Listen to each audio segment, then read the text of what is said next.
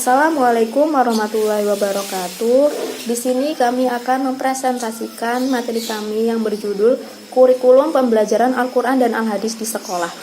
Dalam pembelajaran pendidikan agama Islam, kurikulum harus berdasarkan Al-Quran dan Al-Hadis, karena Al-Quran dan Al-Hadis merupakan bagian dari mata pelajaran pendidikan agama Islam yang wajib diberikan kepada anak-anak di sekolah, mulai dari sekolah dasar hingga perguruan tinggi. Karena pada zaman sekarang banyak sekali anak-anak sekolah yang menyimpang terhadap ajaran Al-Quran dan Al-Hadis. Maka dari itu, dengan adanya mata pelajaran Al-Quran dan Al-Hadis dapat membantu atau dapat memberikan kepada peserta didik agar dapat dengan mudah memahami isi kandungan Al-Quran, mengamalkan ajaran yang terdapat di dalam Al-Quran maupun hadis, dapat menghafal ayat-ayat Al-Quran sehingga dapat membaca yang baik dan benar sesuai dengan tuntutan ilmu-ilmu tajwid. Selain itu, Al-Quran juga menjadi sumber ajaran bagi seluruh umat muslim di dunia agar tidak tersesat dan senantiasa selalu tetap berada di jalan yang lurus selama ia berpegang teguh kepada Al-Quran dan Al-Hadis. Agar dapat menjadi pribadi muslim yang baik, maka diadakannya pengetahuan dan pemahaman Al-Quran dan Al-Hadis. Pengetahuan dan pemahaman itulah dapat dipelajari di pembelajaran Al-Quran dan Al-Hadis. Telah kita ketahui bersama bahwasanya kurikulum di madrasah telah banyak memberikan kesempatan belajar agama daripada kurikulum di sekolah umum. Karena mata pelajaran pendidikan agama Islam di madrasah terbagi menjadi beberapa bagian mata pelajaran seperti Al-Quran, hadis, sejarah kebudayaan Islam, akidah akhlak, bahasa Arab, fikih, dan sebagainya. Oleh karena itu, peserta didik dapat dengan mudah mempelajari serta mendalami pelajaran-pelajaran tersebut. Dalam pembelajaran Al-Quran dan Al-Hadis tidak hanya didapatkan di sekolah formal, tetapi dalam pendidikan non-formal pun banyak yang mempelajari Al-Quran dan Al-Hadis. Di antaranya yaitu seperti di pondok pesantren dan majelis taklim. Pada pendidikan Islam non-formal seperti pondok pesantren dan majelis taklim, materi-materi pokok keislaman yang diberikan kepada peserta didik adalah murni keislamannya karena diselenggarakan oleh masyarakat. Yang pertama, kurikulum pembelajaran. Kurikulum menempati posisi penting. Secara definitif, kurikulum diartikan sebagai rencana program pengajaran atau pendidikan yang akan diberikan kepada anak didik. Berbeda dari anggapan umum, kurikulum sebenarnya meliputi rencana kegiatan ekstrakurikuler, termasuk di dalamnya adalah filosofi pendidikan yang dianut oleh lembaga pendidikan tersebut. Penerapan kurikulum yang direncanakan dan disusun dengan mengutamakan berbagai pengalaman belajar yang mencapai berbagai pengetahuan sehingga pembelajaran dapat lebih bermakna. Tujuan kurikulum ialah menyatukan dua komponen antara ilmu umum dan ilmu agama. Kurikulum merupakan sekumpulan perangkat pembelajaran yang terdiri dari silabus, RPP, mata pelajaran, guru, dan peserta didik. Sebelum guru melaksanakan tugasnya sebagai mengajar, maka guru harus menyiapkan terlebih dahulu pembelajaran yang akan diajarkan kepada siswanya atau yang sering disebut RPP.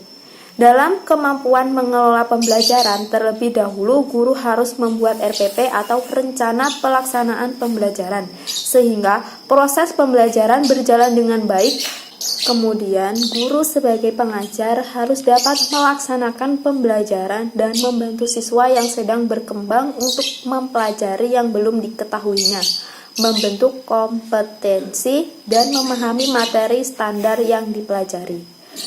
Selanjutnya akan dilanjutkan oleh rekan saya, Tiara Eka Putri.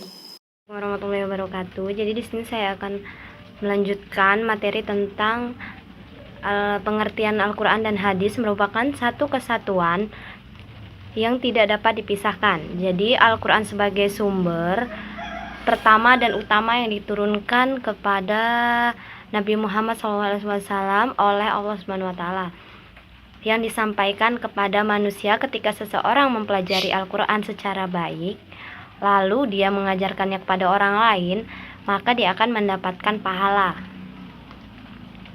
Dan kemudian hadis menjadi sumber ajaran yang kedua, setelah Al-Quran karena hadis merupakan suatu penjelasan dari sumber ajaran yang kedua setelah Al-Quran.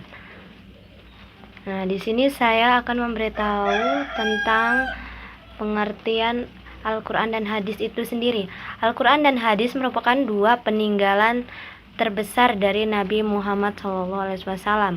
Al-Quran diturunkan berbagai macam-macam dan situasi. Di dalam isi kandungan Al-Quran terdapat permasalahan-permasalahan yang timbul di tengah-tengah kehidupan masyarakat. Al-Quran tidak hanya diturunkan untuk membicarakan permasalahan-permasalahan, tetapi Al-Quran juga dapat memberikan solusinya.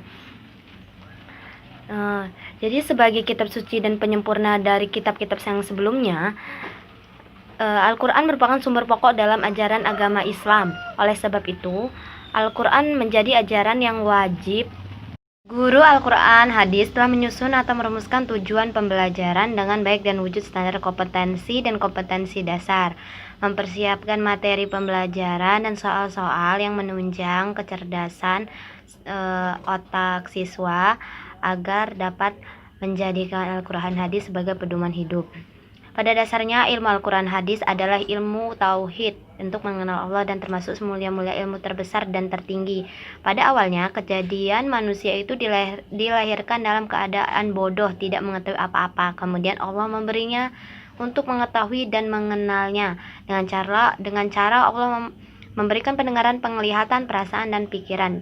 Semua panca indera telah diberikan oleh Allah supaya manusia dapat bersyukur. Dengan adanya pendidikan, manusia dapat hidup sejahtera, menjalankan kewajiban sesuai dengan pedoman Al-Quran, karena ibadah merupakan untuk mendekatkan diri kepada Allah.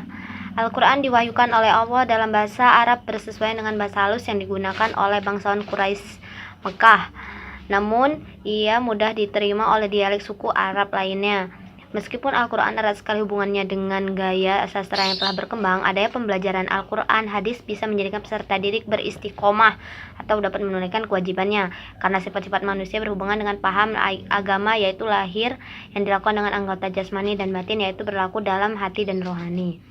Sedangkan yang berhubungan dengan lahir atau jasmani yaitu yang sesuai dengan perintahnya, dan ada yang menyalahkan perintah yaitu maksiat. Maksiat itu sendiri seperti perilaku menyimpang dalam Al-Quran hadis sebagai pedoman hidup, seperti salah dalam pergaulan karena tidak adanya pedoman hidup.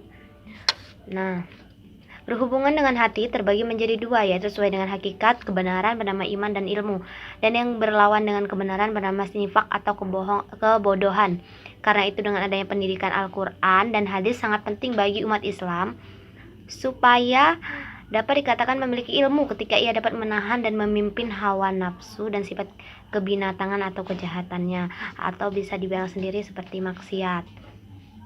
Seseorang yang bergaul dengan orang yang berilmu baik dan soleh, maka ia akan hidup yang mulia. Adapun hamba Allah yang mendapat keistimewaan dari Allah ada dua macam, yaitu abror, kepentingan dunia, dan hanya sibuk menunaikan ibadah kepada Tuhan. Mereka merasa sebagai hamba yang hanya banyak kepentingan di dunia di samping kewajiban taat beribadah kepada Allah, dan mereka dinamakan zahib abid.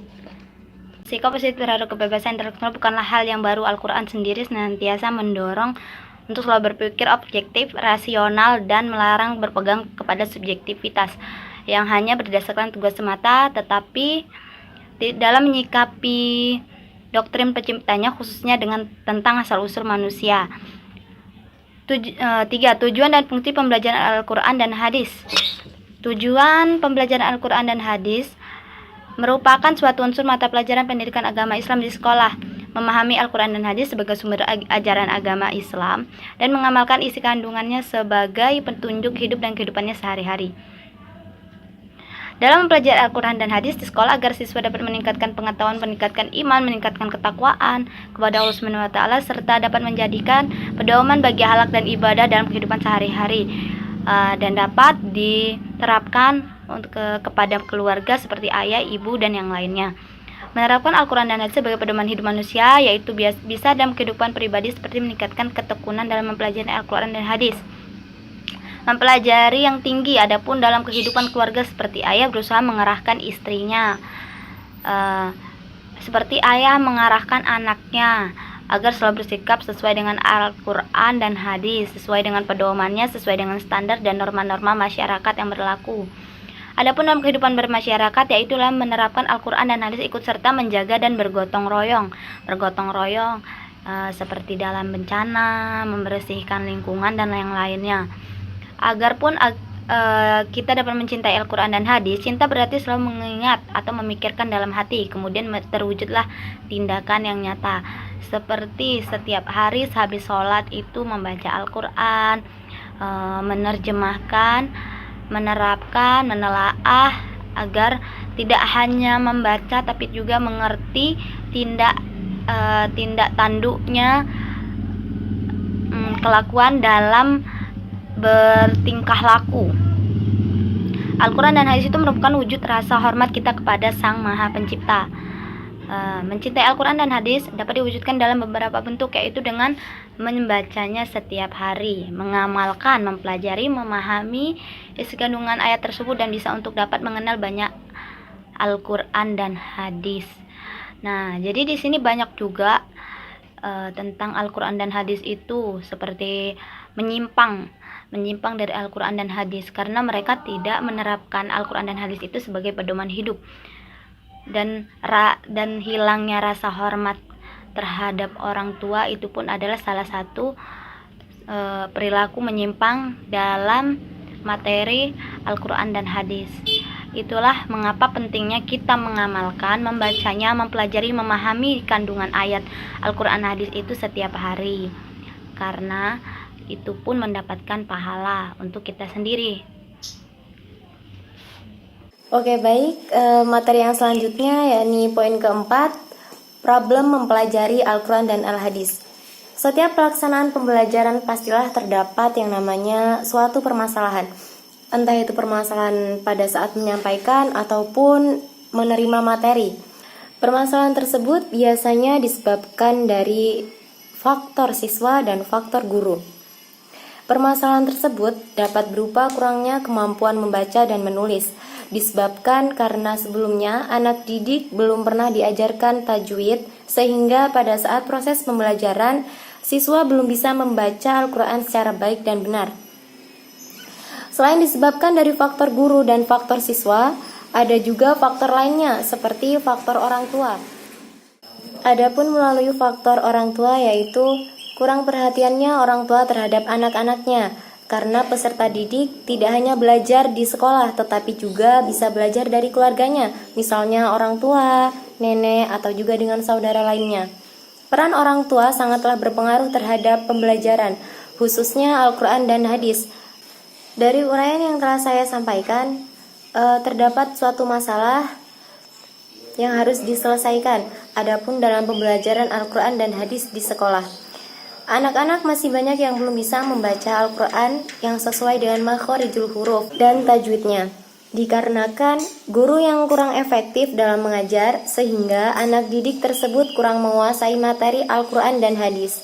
Dalam proses pembelajaran, guru sangat penting dalam membimbing peserta didiknya untuk belajar, karena kemampuan seseorang dalam memahami pembelajaran itu berbeda-beda.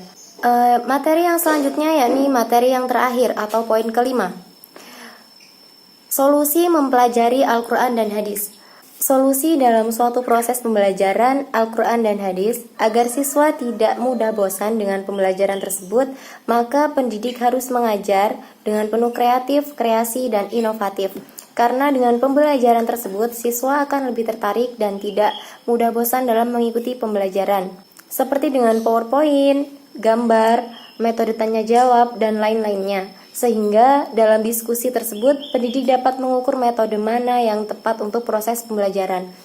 Guru juga harus bisa menarik perhatian siswa, seperti dengan permainan dalam proses pembelajaran. Adanya permainan dalam proses pembelajaran harus sesuai dengan materi yang disampaikan, sehingga dalam proses pembelajaran akan terasa menyenangkan dan siswa pun akan menggemari pelajaran tersebut. Jadi kesimpulan dari materi yang telah kelompok kami sampaikan adalah kurikulum merupakan sekumpulan perangkat pembelajaran yang terdiri dari silabus, RPP, mata pelajaran, guru dan peserta didik sebelum guru melaksanakan tugasnya sebagai mengajar, maka guru harus menyiapkan terlebih dahulu pembelajaran yang akan diajarkan kepada siswa atau yang sering disebut RPP. Pembelajaran merupakan mendidik siswa dengan menggunakan teori pendidikan dan teori belajar yang merupakan penentu utama keberhasilan pendidikan. Pembelajaran suatu proses komunikasi yang terdiri dari dua arah, yaitu mengajar yang dilakukan oleh pihak guru yang disebut sebagai guru, sedangkan pendidik ialah yang dilakukan oleh siswa atau peserta didik. Dalam melaksanakan kegiatan pembelajaran yang efisien, itu diperlukan perencanaan yang baik supaya mendapatkan hasil yang baik pula. Al-Quran dan hadis merupakan dua peninggalan terbesar dari Nabi Muhammad SAW. Al-Quran diturunkan bermacam-macam kondisi dan situasi. Di dalam isi kandungan Al-Quran terdapat permasalahan-permasalahan yang timbul di tengah-tengah kehidupan masyarakat. Al-Quran tidak hanya diturunkan untuk membicarakan permasalahan-permasalahan, tetapi Al-Quran juga dapat memberikan solusi dan penilaian terhadap permasalahan-permasalahan itu. Al-Quran sebagai kitab suci dan penyempurna dari kitab-kitab sebelumnya dan merupakan sumber pokok ajaran Islam. Oleh sebab itu, Al-Quran menjadi ajaran yang wajib ditaati dan dipatuhi oleh setiap kaum muslimin maupun kaum muslimat yang ada di dunia ini. Dalam mempelajari Al-Quran dan hadis di sekolah, agar siswa dapat meningkatkan pengetahuan, meningkatkan iman, meningkatkan ketakwaan kepada Allah, serta dapat menjadi pedoman bagi akhlak dan ibadah dalam kehidupan sehari-hari. Adapun fungsi-fungsi Al-Quran dan hadis dalam kehidupan sehari-hari, yaitu menjadikan Al-Quran dan hadis sebagai pedoman dalam kehidupan pribadi, karena pada dasarnya setiap muslim berkewajiban untuk menggunakan hukum Allah dan Rasul-Nya. Menjadikan Al-Quran dan hadis sebagai pedoman dalam kehidupan keluarga, karena pada dasarnya membangun rumah tangga harus seimbang dengan petunjuk Allah dan Rasul-Nya. Sekian presentasi yang dapat kami sampaikan, kurang dan lebihnya kami mohon maaf yang sebesar-besarnya. Kami akhiri, wallahu muwaffiq ila aqwamit thoriq. Wassalamualaikum warahmatullahi wabarakatuh.